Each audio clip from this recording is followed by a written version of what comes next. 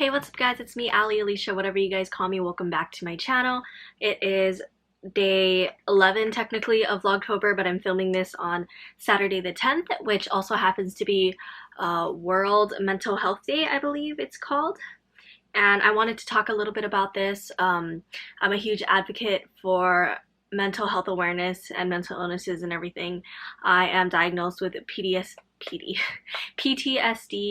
ADHD, depression, anxiety, agoraphobia, and I think that's it. But I always try my best to talk about the mental health of people and mental illnesses. Please excuse my messy hair, it's kind of late, it's almost midnight.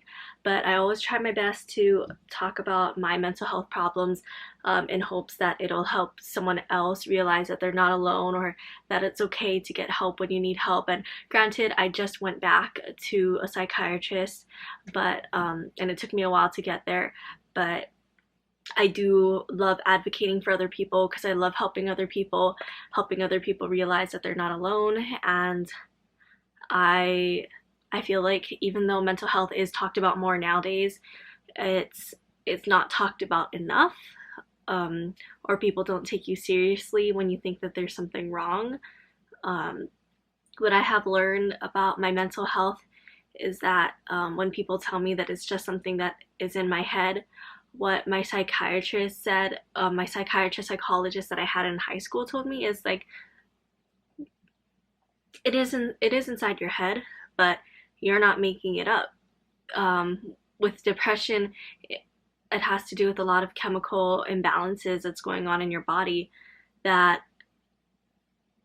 makes it happen. I don't remember exactly what he said, but it made me realize that I'm not as messed up as I think I am, or like I'm not as crazy as people make me feel.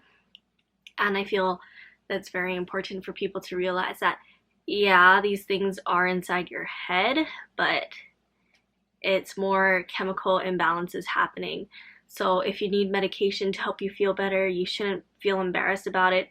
You should advocate for yourself to get on medications if you feel like it's the right path for you, or if you feel like you're on the wrong types of medications, always get a second opinion. When I was going to my psychiatrist, he just kept giving me higher dosages of pills and everything, till eventually I just decided I needed to stop all of it. I talked to my pediatrician at the time to make the decision to stop all of those things, and it was the best decision for myself at the time. I am not saying that you should stop your medications. Always consult with your doctor first on what the best course of action is for you and for your mental health. But I don't know, I just really, even though it is World Mental Health Day, I always just really love talking about my problems because I always hope that it'll help someone else. I have PTSD from my dad when I was younger. I have PTSD from being diagnosed with cancer. I have PTSD from being bullied, and I have PTSD from being in car crashes. And some things easily trigger, like anxiety attacks, or like I will disassociate sometimes, in the sense that like, it's kind of when you see people zone out and when you talk to them, they kind of respond or they don't, and they kind of have that glassy look on their face. I'm not exactly sure how to explain it, but you guys probably know what I'm talking about if you have any mental health issues, or like if you've ever been someplace where like it's kind of like a way to fight or protect myself that I think that my body does. And it's gotten better over the years, but when I used to go to shopping malls that had big food courts and everything where there'd be a lot of people, I would end up disassociating, in the sense that like I was there, but it didn't feel like I was there. I don't know if that makes any sense, but I was there, but it didn't feel like I was there. I could see everything that was happening around me, but everything would sound kind of muffled, and I wasn't aware of what was going on, but I knew things were going on around me. And I think that was just my body and my mind's way of protecting myself from whatever it was. And then I used to get really bad panic attacks. I had my first panic attack in elementary school, and didn't have another one till like the ending of middle school, beginning of high school. My panic attacks got worse. I used to hide in the bathrooms at school, uh, and in the stairwells at school. I used to panic. And if you've ever had a panic attack, it kind of feels like you're dying. And what's bad is that I'm not sure if I ever told my mom this, so mom, if you're watching this, I'm sorry. I I got a referral, kind of like a detention, because I was I was having a panic attack at school. There was a lot of staircases at our school, and I was sitting in an open staircase, and security came to talk to me and everything. But instead of asking if there was anything to do, that, like, if they could help me, they gave me a detention slip for school. I had detention at school. And it was just a lunch detention, so you had to just clean up the cafeteria after lunch ended or whatever, after everyone left the cafeteria. That was it. But I really feel like schools need to pay more attention to their kids that are at the school, because if they're ditching a class and they're just sitting on a stairwell, probably not just because they want to ditch class.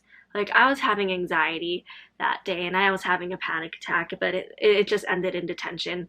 It was ridiculous, but hopefully things have gotten a little better at that school. And then for the agoraphobia, I kind of always felt like people were watching me, or I've always had this fear of being in places or situations that would cause me to panic, or I would get embarrassed, or I'd be really helpless. I always felt like people were watching me and judging me even though they weren't. It's just what my mind always thought, that people were always watching me, judging me, whispering about me or something like that. And that kind of comes with the fact of being like bullied throughout high school and everything. That's where I think that came from. But yeah, I can't really think of anything else right now, but I just wanted to talk a little bit about it since it was World Mental Health Day, and I used to be scared of my mental health problems, but I've learned over the years that I shouldn't be scared of them. But I don't really know how to explain it, but I've worked very, very hard to get where I am now, and I am proud of who I am, mental illnesses or not. And you can't change who you are. You can only get better day by day. And I kind of believe that I'm always going to have like anxiety, depression, PTSD, but hopefully throughout the years I get better with coping with it. And I hope people start to advocate for themselves more. I have so many friends that I know that they have mental health issues too, but they're scared to ask for help from someone, or like just pay attention to the way some of your friends or some people talk to you. That's all I have to say.